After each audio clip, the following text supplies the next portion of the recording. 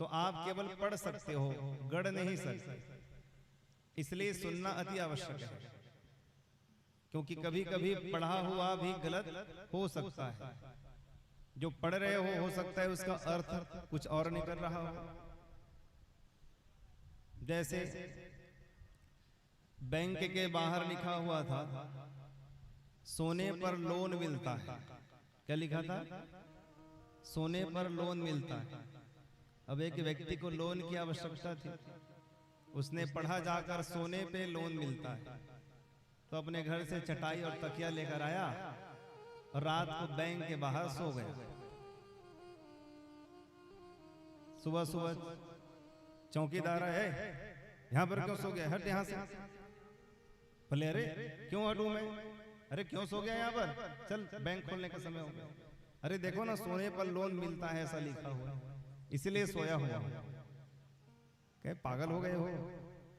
हाँ, अरे मुझे लोन चाहिए, मैं रात भर सोया हूं यहाँ पर, मुझे लोन मिलना चाहिए। कह रहे मूर्ख, सोने पे लोन मिलता है का मतलब ये नहीं कि रात भर सो जाओ खर्राटे लगाकर तब तुम्हें लोन मिलेगा। सोने पर मतलब गोल्ड, गोल्ड सोना उसको कहते हैं। तो पढ़ा उसने सही पढ़ा, सोने पे लोन मिलता है, पर समझा उसने सही? समझा नहीं समझा। इसलिए भागवत की पुस्तक लाकर पढ़ तो सकते हो, पर हो सकता है आप उसका अर्थ का अनर्थ कर लो। इसलिए सुनना बहुत जरूरी है, इसलिए सत्संग बहुत जरूरी है।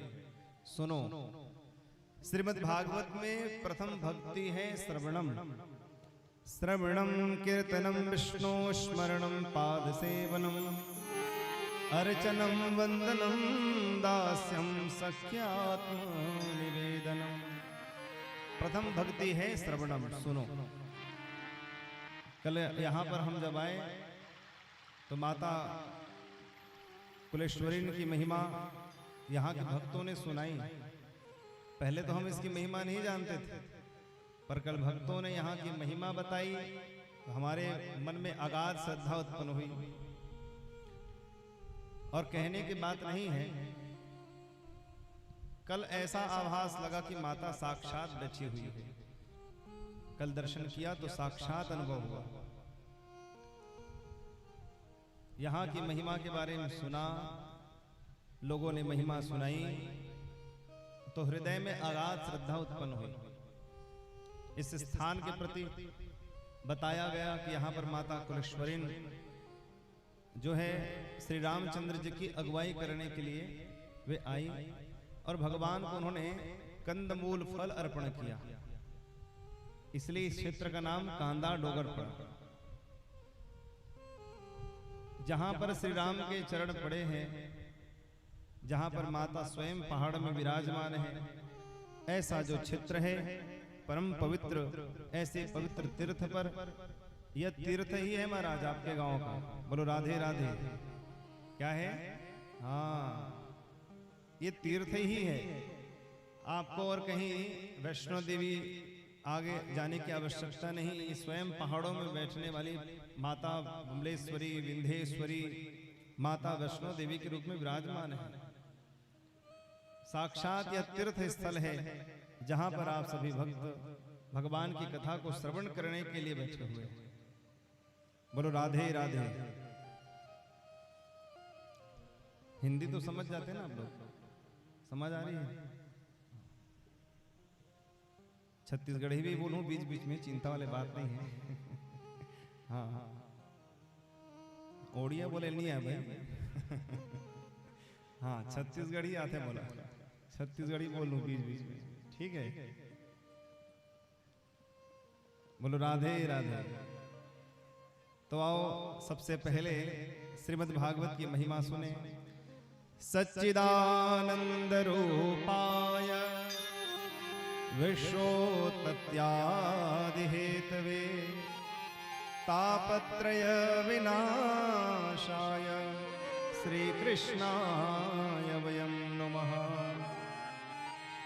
श्रीमद् भागवत के प्रथम श्लोक है सच्चिदानंद रूपाय। सत, चित और आनंद तीनों मिलकर बना है सच्चिदानंद। सत्य क्या है इसको पहले समझते हैं। सत्य क्या है? ब्रह्म सत्यम जगत मिथ्या।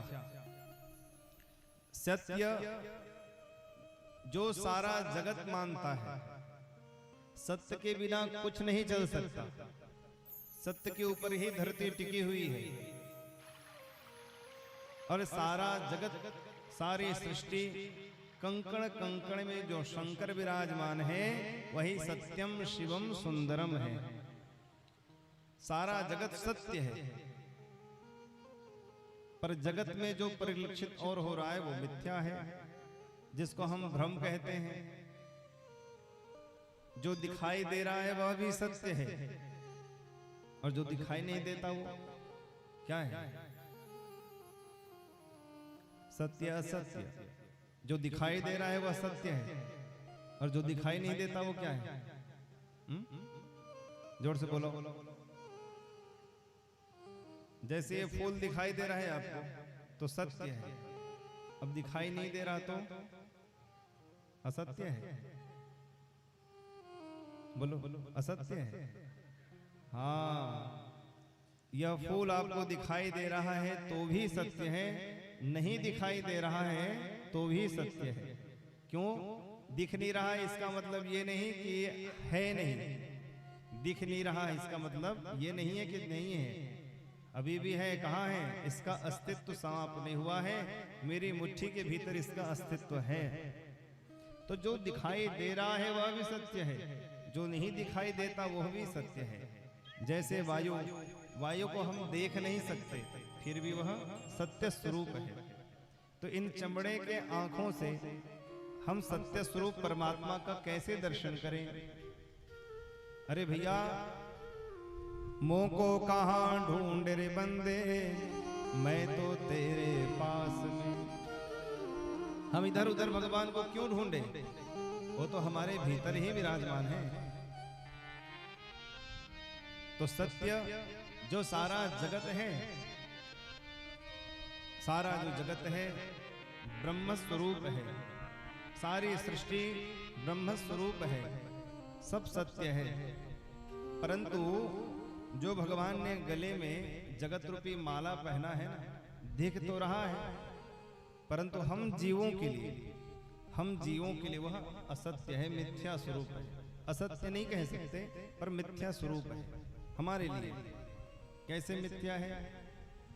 जो हमारे आसपास दिखाई देने वाले हमारे घर हैं, संसार हैं, कुठार है, बाड़ी है, पत्नी है, बच्चे हैं, ये सब के सब हैं तो सत्य स्वरूप हैं, सब हैं, परंतु हमारे लिए मिथ्या है। हम इनको अपना न समझ बैठे। कहो, वाणी से कहो सब मेरा है, पर भीतर से स्वीकार कर लो मेरा कुछ नहीं है। हाँ, वाणी से कहो। कई लोग कहते हैं महाराज जी सब भगवान का है, हमारा कुछ नहीं, सब भगवान का है। ऐसा कहते कि नहीं कहते?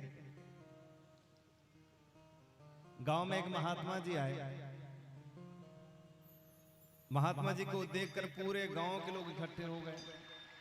महात्मा जी ने कहा, 4 महीने हम गांव में रहना चाहते हैं, हमारे रहने की व्यवस्था कर दो। तो गांव वालों ने मिलकर एक कुटिया बना दी और बाबा जी वहीं निवास करने लग गए। अब बाबा जी का नियम था, रोज 4 बजे अपने कक्ष से निकलते थे, 6 बजे तक प्रवचन सुनाते, फिर अंदर चले जाते थे भजन करने। अब गांव वाले इकट्ठे होने लगे, रोज 4 से 6 रोज सत्संग होता। तो एक व्यक्ति अपने छोटे से बच्चे को लेकर आया हुआ था, सामने बैठा हुआ, और बच्चे तो बच्चे हैं, बदमाशी करने वाले। अब बच्चा अपने साथ इमली लेकर आया था, इमली, और बाबा जी बढ़िया कथा कह रहे हैं और वो बाबा जी को दिखा कर इमली खाए। अब बाबा जी के मुंह में आए लार। अब लार आवे तो बाबा जी बड़े परेशान, अरे किसका लड़का है, बड़ा बदमाश है।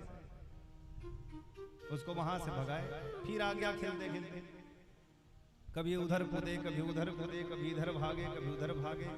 सबका ध्यान उसी के ऊपर जा रहा था बार बार। बाबा जी ने कहा, अरे किसका बच्चा है ये? उसके पिताजी ने कहा, महाराज जी आपके ही पुत्र हैं, आपका ही बच्चा है। बाबा जी अपना प्रवचन 6 बजे तक उन्होंने किया। फिर जब जाने का समय हुआ, सबको प्रसाद बांट रहे थे।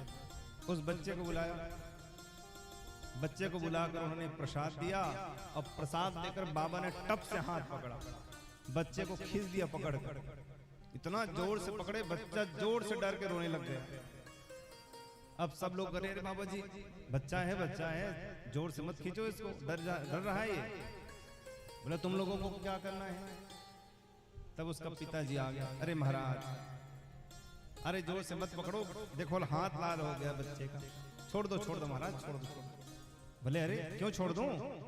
अरे महाराज बच्चा रो रहा है, छोड़ दीजिए। बोले क्यों छोड़ दूं? ये तो मेरा बच्चा है ना, अभी अभी तुमने कहा था तुम्हारा ही बेटा है, आपका ही बच्चा है, अब मेरा बच्चा है, मेरे साथ मेरा चेला बनेगा, जाओ तुम। अरे महाराज ऐसा मत करो, शादी के कई वर्षों बाद तो भगवान ने एक पुत्र बस दिया है मेरा, और कोई संतान नहीं है, उसको भी आप मांगते हो, कैसे दे दूं? अरे अभी अभी कहा तुमने बाबा आपका ही बच्चा है, अब कहते हो मेरा बच्चा है, कहना क्या चाहते हो? बोले बाबा मैंने तो ऐसे ही कह दिया कि आपका बच्चा है। बोले जिंदगी में ऐसा किसी से मत कहना, वाणी से कहो सब मेरा है, पुत्र मेरा है, पत्नी मेरी है, कुठार मेरा है, वाणी मेरी है, सब सारा संसार मेरा है, वाणी से कहो, पर भीतर से स्वीकार कर लेना मेरा कुछ नहीं है, हाँ सब भगवान का है। ऐसे महाराज हमको सदैव